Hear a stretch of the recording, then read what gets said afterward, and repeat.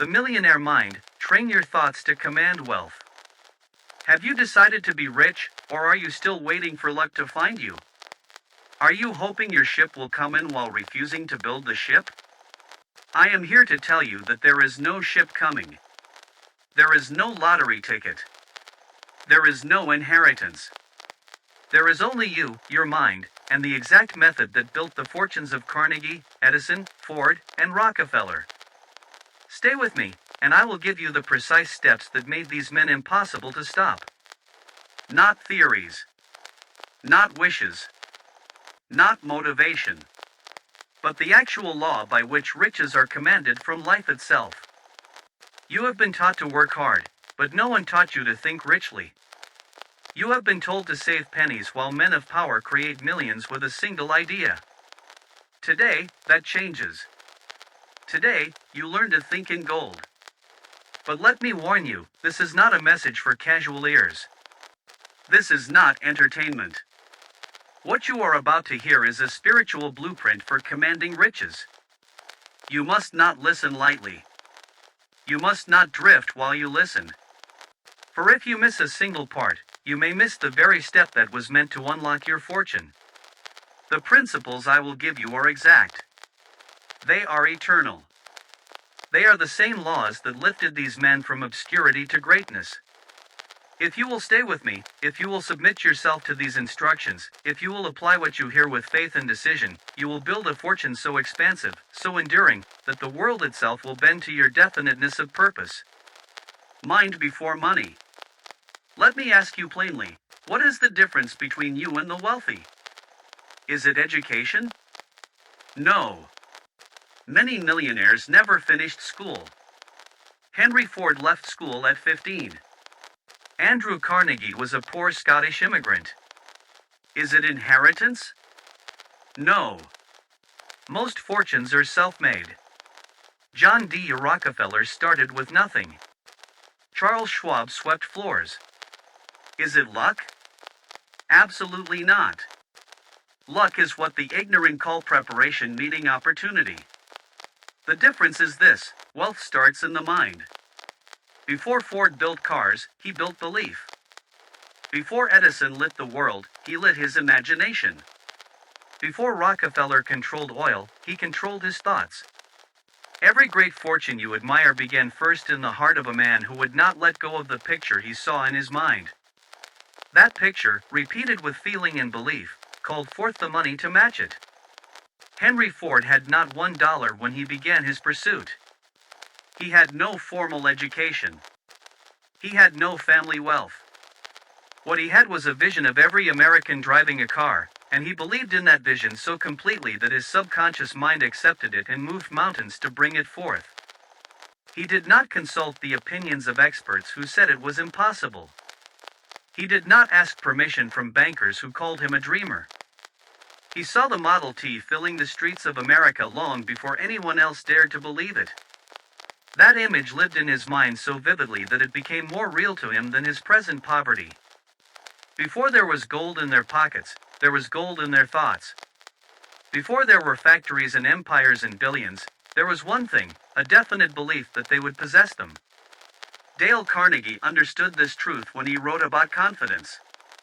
He knew that the man who walks with certainty attracts opportunities that the doubter never sees.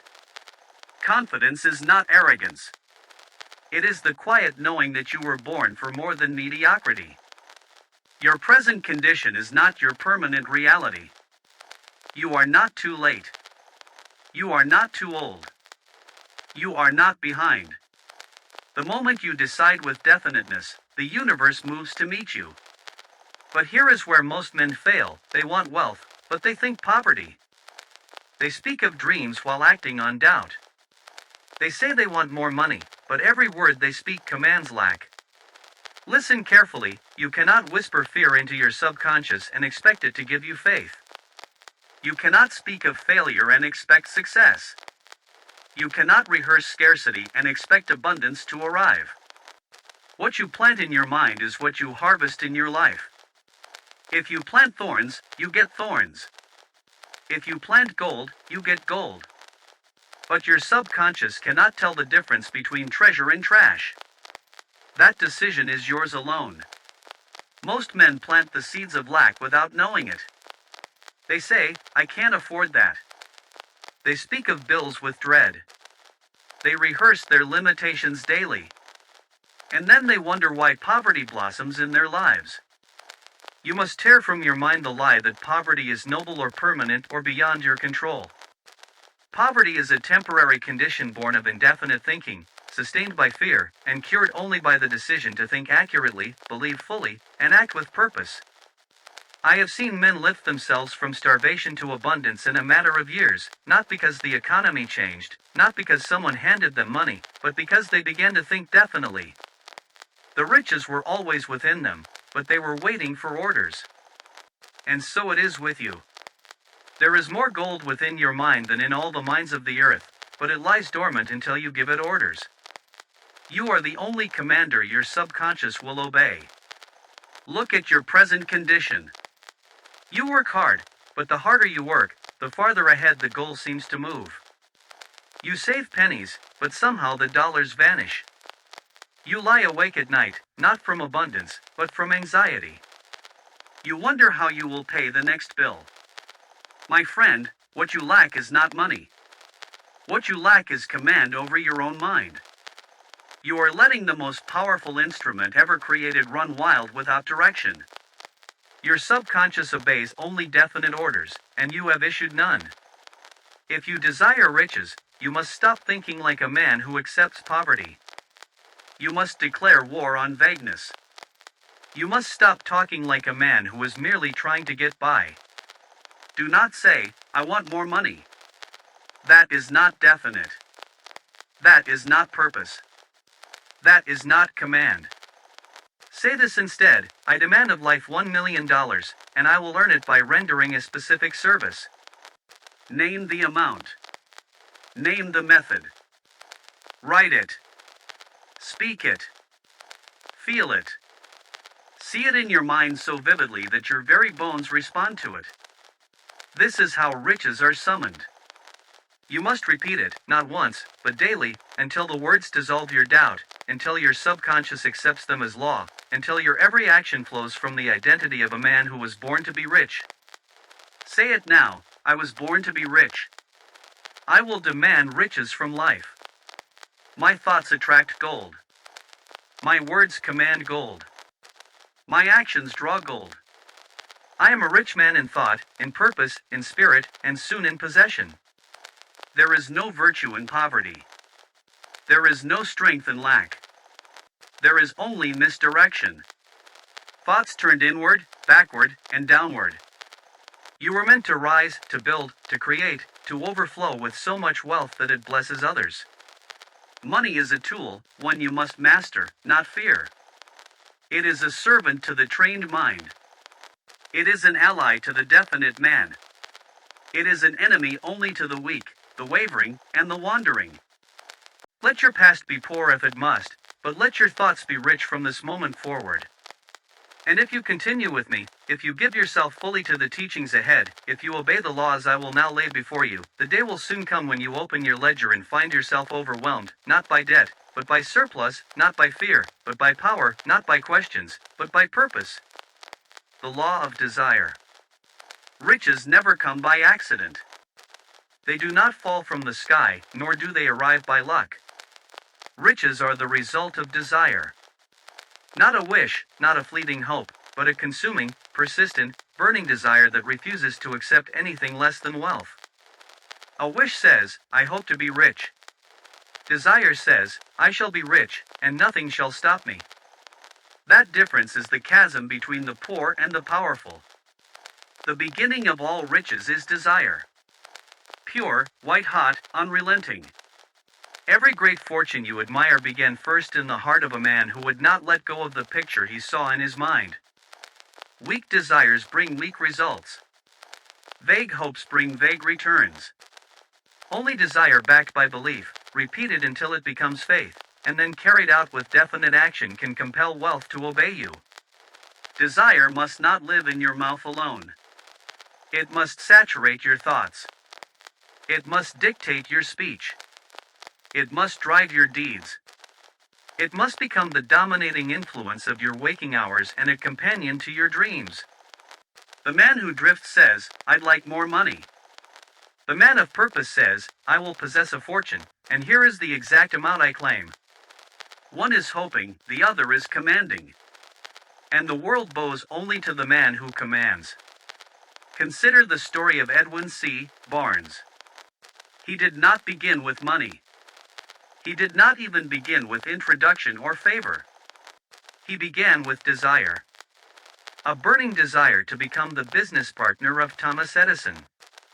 He had no way of knowing how it would happen. But his desire was so definite, so persistent, that he acted upon it. He boarded a freight train, crossed miles with no ticket, and arrived at Edison's office uninvited, unannounced, but unwavering. When Edison saw him, he later said he looked like an ordinary tramp. But there was something in his eyes that told me he would not leave without getting what he came for. That something was desire, stronger than appearance, louder than credentials. Barnes did not get his partnership immediately, but he accepted a menial job, and for years he kept his eyes on the one thing he came for. He did not complain about the work. He did not speak of his grand plans to others. He simply held the vision and waited for his moment. Then came the day Edison launched a new invention called the Ediphone. The regular salesmen did not believe in it. They thought it would never sell. But Barnes saw opportunity where others saw obstacles. He went to Edison and said, "Give me the chance to sell this machine." Edison, remembering the fire he had seen in Barnes' eyes years before, agreed. Barnes took that invention and sold it with such passion, such absolute belief, that it swept the nation. He became the exclusive distributor, and within months, Barnes had his partnership. He became wealthy beyond his original dreams, all because he had the courage to desire greatly and act upon that desire without hesitation. And so Barnes, the unknown man with no money and no title, became the trusted partner of Thomas Edison. He became rich not by chance, but by desire. That story lives because it proves the law. Burning desire backed by definiteness of purpose, carried out by action, will create its own opportunities. The world moves aside for the man who knows where he is going. It yields its treasures to the one who demands them with unwavering faith.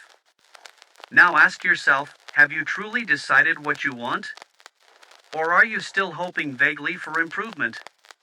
Are you chasing 5 goals, or have you chosen one aim and made it the master thought of your life? Most men scatter their desires like seeds in the wind. They want more money, better health, a new house, a different job, respect from others. But desire, to be effective, must be concentrated. It must be focused like sunlight through a magnifying glass until it burns with the intensity of fire. You cannot serve 2 masters. You cannot pursue wealth while also pursuing comfort. You cannot demand riches while also fearing the work required to earn them. Choose one goal. Make it definite. Write it clearly. Speak it daily. Think of it constantly. Let it consume your thoughts until you can taste the victory, until you can feel the weight of the gold in your hands, until the achievement becomes so real in your mind that your present poverty seems like a temporary inconvenience. This is not fantasy. This is the method by which every great fortune was built. Carnegie saw his steel empire before he owned a single mill. Rockefeller envisioned his oil monopoly before he refined his first barrel. Ford dreamed of cars for the masses before he built his first assembly line. They were not content to wish. They desired with such intensity that the universe itself conspired to fulfill their dreams. The 6 steps to riches. Let me give you the 6 exact steps that, when followed, will turn desire into riches. I did not create these steps. I discovered them in the lives of every wealthy man I studied over 25 years of research. They are not theory. They are law. First, fix in your mind the exact amount of money you desire. Not more money.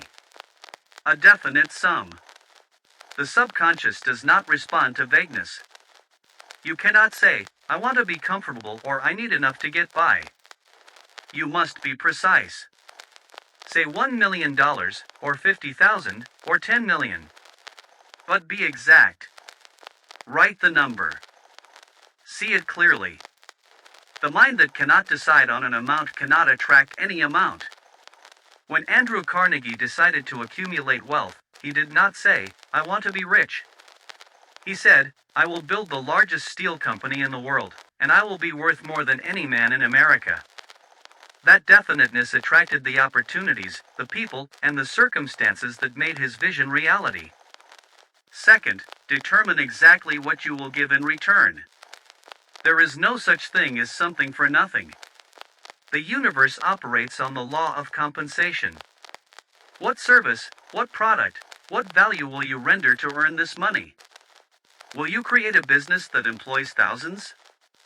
Will you invent a product that improves lives? Will you develop a skill that commands premium prices? Will you invest wisely and build wealth through compound growth? Whatever your method, it must be definite. It must be something you can describe clearly and begin immediately. Vague plans produce vague results. Definite plans produce definite results. Third, establish a definite date by which you intend to possess the money. A goal without a date is a dream, and dreams unwatched fade into nothing. Your subconscious mind works best with deadlines. It needs to know not just what you want, but when you want it. This creates urgency. This creates focus. This creates action. Do not set the date so far in the future that it loses its power to motivate. Do not set it so close that it becomes impossible. Choose a date that stretches you but remains believable to your conscious mind. Fourth, create a definite plan and begin at once, whether you feel ready or not. The man who waits for perfect readiness never begins. Begin now, this very day. Your plan does not need to be perfect. It needs to be definite and it needs to be started. Action clarifies thought. Movement reveals opportunity. Progress creates momentum. Many men spend years planning and never begin. They research endlessly. They seek more information. They wait for the perfect moment. But the perfect moment never comes, and their dreams die in the library of their mind. The wealthy man makes a plan and begins immediately. He corrects as he goes. He learns from mistakes. He adapts to circumstances. But he never stops moving forward. Fifth, write out a clear statement of your goal and include the amount, the service, the date, and your plan. Write it in full. Make it concrete. The act of writing forces clarity. What you cannot write clearly, you do not understand clearly. What you cannot describe on paper, you cannot create in reality. Your written statement becomes your contract with destiny. It is your declaration of war against poverty. It is your commitment to yourself and to the universe that you will not accept less than what you have claimed. Sixth, read your written statement aloud twice each day, morning and night. Read it with faith. Read it with emotion. Read it until your subconscious accepts it as fact. This is not mere repetition. This is autosuggestion. You are programming your subconscious mind to accept your goal as already achieved. You are saturating your inner thoughts with wealth consciousness. Your subconscious mind cannot tell the difference between reality and a vividly imagined experience. When you read your statement with emotion and belief, you are creating the inner experience of wealth before the outer experience manifests. If you will do these 6 steps daily, riches will begin to move toward you in ways you cannot predict. The method is not instant, but it is inevitable when followed with discipline. But let me say this directly, if you have not written down your definite sum, you are not serious. You may say you want wealth, but if your desire has not yet reached your pen, it is not yet ready to command your life. Words spoken pass quickly, but words written hold the mind. Writing your desire with clarity and conviction is the first outward sign that you have begun to shape your inward faith. If you cannot decide what you want, how can the infinite respond? The man who is unclear in thought is invisible to opportunity. But the man who writes his purpose in ink writes it first into his future. You must become so obsessed with riches that you feel the weight of the gold in your hands before the world gives you a coin. Your imagination must furnish the evidence before the bank does. Each morning, read your statement. See yourself already in possession of the money. Feel what it will feel like. Speak as if the wealth is already yours. At night, read it again so that your last thoughts before sleep are thoughts of riches. This is not fantasy. This is instruction. The subconscious does not sleep. It listens in the dark. And when it hears the same message night and morning, it begins to accept it as law and deliver the circumstances to match it. Say aloud now, my desire is definite. My goal is clear. I will have it. Repeat it again. Not weakly. Not questioningly. Say it as a commander. My desire is definite. My goal is clear. I will have it. Let others think you are obsessed. Let them call you a dreamer. Let them warn you about being unrealistic. The opinions of others have never built a fortune. Only the burning desire of the individual creates wealth. Faith versus fear. Faith is the spiritual chemistry by which thought is converted into riches. You cannot touch it, yet it molds every coin. You cannot weigh it, yet it tips the scales of fortune. Without it, desire remains a dream. With it, desire becomes substance. You do not wait for faith to arrive. You build it. It is not found. It is formed. Faith is not the reward of circumstance. It is the cause of it. You create it through the repetition of belief until your subconscious accepts your words as reality. When you speak your definite chief aim aloud day after day, morning and night, with emotion and belief, you are building faith. You are saturating your subconscious with truth until doubt no longer finds a place to hide. It is impossible to become rich without faith. The man who doubts himself shall remain poor, even in a land of gold. The man who believes, even in a land of hardship, will find the way. Faith must come before the money, not after. This is the great error of the drifting masses. They say, when I see the riches, I will believe. But life says, believe first, and then you shall see. Let me tell you of a man who believed. His name was Charles M. Schwab. He was not born into riches. He started as a stake driver in a steel mill, earning $1.25 per day. But he carried in his mind an idea so powerful, and in his voice such belief, that it built an empire. Schwab understood that faith precedes fortune. He believed he could revolutionize the steel industry before he owned a single mill. He saw himself as a leader before anyone would follow him. He spoke with such conviction about his vision that Andrew Carnegie entrusted him with the formation of United States Steel. That decision created a $600 million empire and made Schwab one of the wealthiest men of his generation. What gave him this power? Faith in himself. Faith in his idea. Faith in his ability to carry it through. He had no assurance except the voice inside him that said, "You can do this." But he obeyed that voice. He repeated it. He acted upon it. And that inner certainty became outer reality. That is the power of belief before evidence. The world responds not to need but to belief. You do not get what you want. You get what you are certain of. You do not receive by wishing. You receive by declaring. But faith has an enemy. Fear is the tool of a man-made devil. It requires no chains, no prisons, no weapons.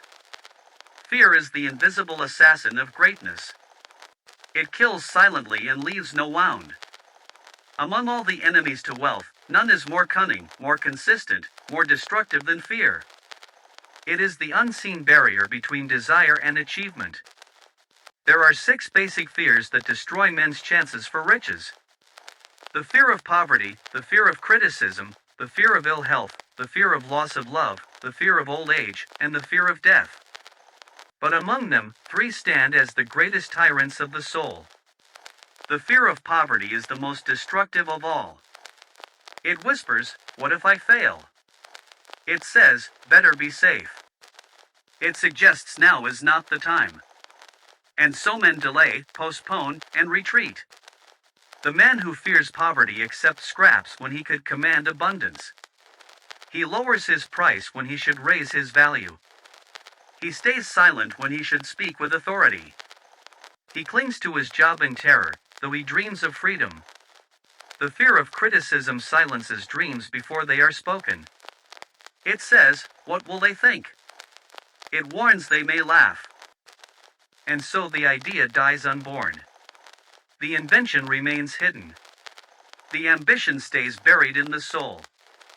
How many fortunes have been lost to the fear of what others might say? How many innovations never saw daylight because their creators feared ridicule? How many empires remained unbuilt because their architects worried about appearing foolish? The fear of ill health drains energy from the present. It imagines weakness where there is strength. It rehearses decay when there could be growth. It keeps a man so focused on what might break that he never builds what could endure. But these fears are not born in you. They are planted by society, by failure, by education, by the opinions of others. And they can be removed, replaced, destroyed when met with faith and definiteness. Fear dies in the presence of faith. Fear flees from purpose. Fear cannot live where daily action and belief reside. It only grows in the shadow of delay.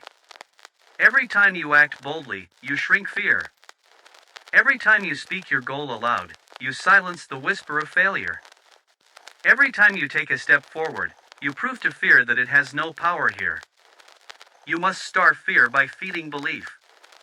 You must speak affirmations daily, not when you feel strong, but especially when you feel weak. That is the moment fear is most vulnerable. Say aloud, "I am not afraid of poverty. I was born to be rich. I reject fear. I walk in purpose and riches." Repeat these words. Write them down. Say them until they no longer feel like fiction, but the foundation of who you are. For what you say with repetition becomes the truth your subconscious believes. And what your subconscious believes, it will create in your outer world. Fear will try to return. It always does. But you are not the man you once were. You are no longer drifting. You are no longer apologizing for your dreams. You are moving with purpose. And purpose casts out fear. You must become a guardian of your mind. Stand at the gate of your thoughts. If fear knocks, do not open the door. Speak faith instead. Declare purpose. Affirm wealth. Do not talk of problems. Talk of solutions.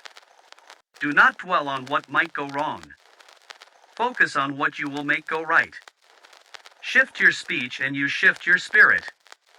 When you feel fear, act anyway. When you feel small, speak power. When doubt comes, declare your goal again, louder, stronger, and with deeper conviction. The devil cannot withstand a mind on fire. Say this aloud, "Fear has no place in me. I was born to conquer, not to cower. I choose faith. I choose wealth. I choose action." Each time you say these words, you are building a fortress around your mind. You are replacing weakness with will. You are replacing fear with faith. Your life changes not when fear disappears, but when you act in spite of it. That is the moment of transformation. That is the moment riches begin to respond. The power of the subconscious mind. There is a silent partner within you. He works without sleep, without complaint, without delay. He never speaks, yet he executes your deepest instructions with absolute obedience. This silent partner is your subconscious mind, and it is the most powerful tool you possess in the creation of wealth. Your subconscious mind is always working. It is not idle for one moment, and it does not argue. It does not question your judgment. It accepts your dominant thoughts as law and proceeds to turn them into results, whether you intend it or not. You are not a creature of fate. You are the product of what you have allowed to dwell in your mind. Your life is not the result of chance. It is the result of the orders you have silently issued to your subconscious through repeated thought. If you have spoken often of poverty, you have planted poverty. If you have feared lack, you have fertilized it with your attention. If you have talked constantly of your bills, you have instructed your subconscious to deliver more of the same. The subconscious does not judge. It does not filter. It accepts whatever you repeat often enough, and it brings those ideas into form. What you hold in mind, backed by emotion, must appear in kind. Henry Ford once said, "Whether you think you can or think you can't, you're right." He understood this truth. He believed the Model T would fill the streets of America long before anyone else dared to believe it. That belief was planted, nurtured, and repeated until the world simply matched it. Ford did not consult the opinions of men before he built his fortune. He consulted the image in his own mind. He believed in that image so completely that his subconscious accepted it and moved mountains to bring it forth. The subconscious mind is like a fertile garden. Whatever you plant, it will grow. If you plant thorns, it grows thorns. If you plant gold, it grows gold. But it cannot tell the difference between treasure and trash. That decision is yours. Most men plant the seeds of lack without realizing it. They speak of what they cannot do.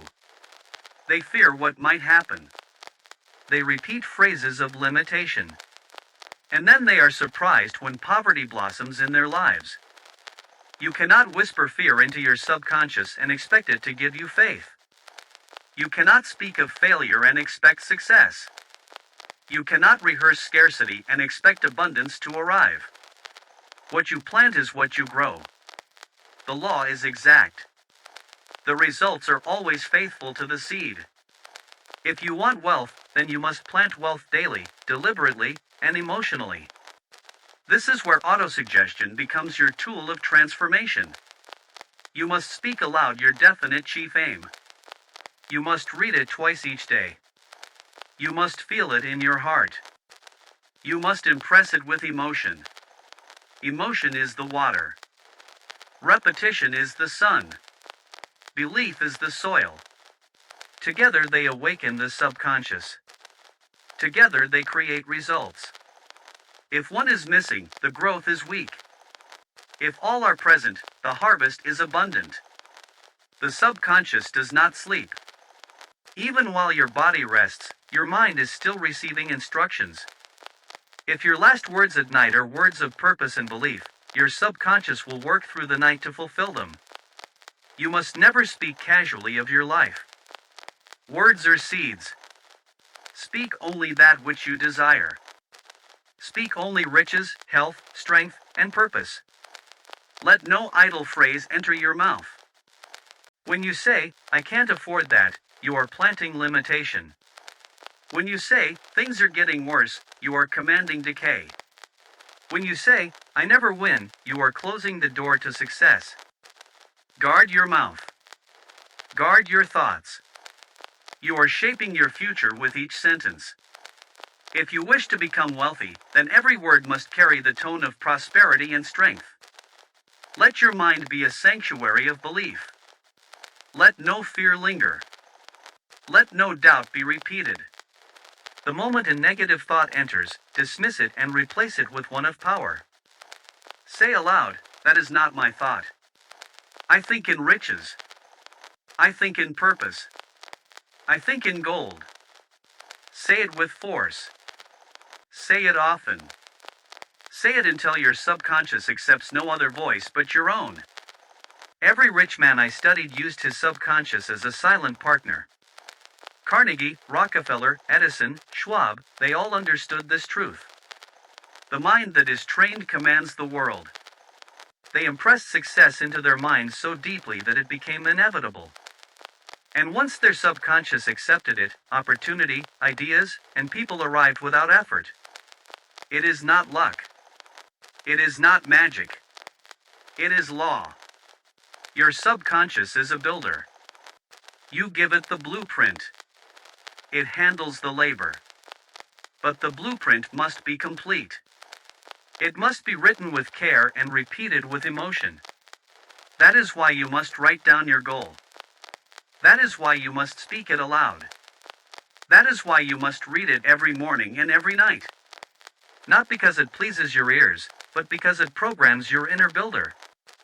Your subconscious holds your fears, your beliefs, your habits. You cannot afford to let it operate by default. You must train it. You must give it new orders. You must fill it with wealth consciousness, or it will continue to repeat your old limitations. You may say, "But I have been poor for so long." That does not matter. The past is gone. The only question is, what are you planting now? Say aloud, "My subconscious mind is a magnet for wealth. I impress riches into my subconscious night and morning." Repeat those words. Write them. Speak them daily. Each time you do, you are pushing out fear. You are rewriting the inner code. You are awakening the part of you that already knows how to create riches. You must not skip this step. You must not say, "I understand it," but fail to do it. The man who listens and applies shall grow rich. The man who listens and forgets shall stay poor. Habit and action. Wealth is not an event. It is not a surprise nor a miracle.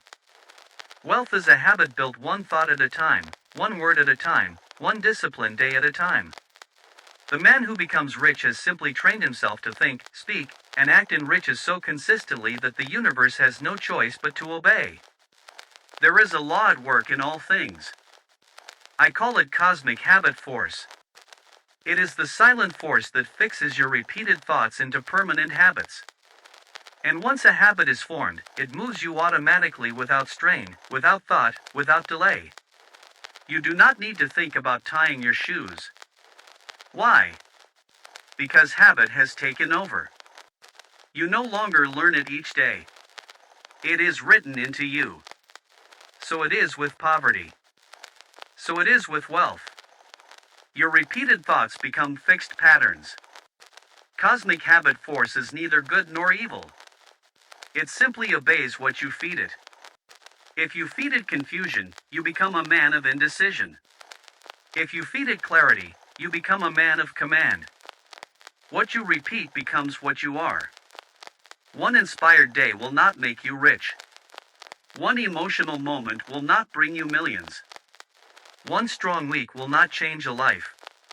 What changes a life is the daily ritual of success thinking, repeated until wealth becomes second nature. The greatest men I studied did not wait for inspiration. They worked daily with persistence until habit carried them forward even when desire weakened. That is mastery. That is how wealth endures. Thomas Edison did not invent the electric light by one sudden flash of genius. He worked daily for years through failures and trials until the result emerged. His power was not in brilliance but in habit. He created success by developing the habit of persistence, and he maintained it until all resistance yielded. He worked when others rested. He thought when others gave up. He persisted when others quit. And his legacy is now history. So how does one develop the wealth habit? Begin with daily autosuggestion. Speak your definite chief aim aloud every morning and every night. Let your voice ring with emotion. Let your mind believe what your mouth declares. Practice the morning reading of your purpose. Upon waking, before speaking to anyone else, read your goal. See it in your mind. Affirm it with power. Start each day as a rich man in thought, and life will match the identity. Track your progress with pen and paper. Written tracking creates conscious movement. Note what you achieved, where you fell short, and what action you will take next. The wealthy keep records. The poor forget what they promised themselves. Avoid idle conversation. Do not speak of failure, gossip, or complaint. Your words form your world. Speak only of action, plans, service, and gain. You cannot afford the habit of poverty speech. Not for 1 hour. Guard your mind from drifting thoughts. When you find yourself daydreaming without aim, redirect immediately. Bring your attention back to your goal. Say aloud, I focus only on what builds my fortune. Inconsistency is the thief of success. It whispers, take today off. It says, you've done enough this week. But the man who starts with fire and quits with smoke will never hold gold. Do not confuse excitement with endurance. Many begin with great zeal only to disappear at the first delay. Wealth honors the steady hand, the daily discipline, the quiet persistence. Repetition is the master key. Speak your desire. Think your belief. Act on your plan daily. Not when you feel like it. Not when it is easy. Daily, until it becomes automatic, effortless, expected. Let every day contain your wealth ritual. Speak, believe, plan, execute, review, adjust, repeat. These are the tools of riches. Use them faithfully and money will come. You are not training for a single victory. You are building a life. Your habits will write the story of your wealth or your lack. Do not trust emotion. Trust discipline. Trust routine. Trust the process. Say aloud, wealth is my habit. I do the same rich actions every day. My thoughts, words, and habits attract endless riches. Repeat these words morning and night. Let them echo in your mind throughout the day. Let no doubt enter. Let no excuse linger. This is who you are now. Success is not reserved for the gifted. It is reserved for the consistent. The man who acts daily with order and faith will outdistance the one who acts sporadically with inspiration alone.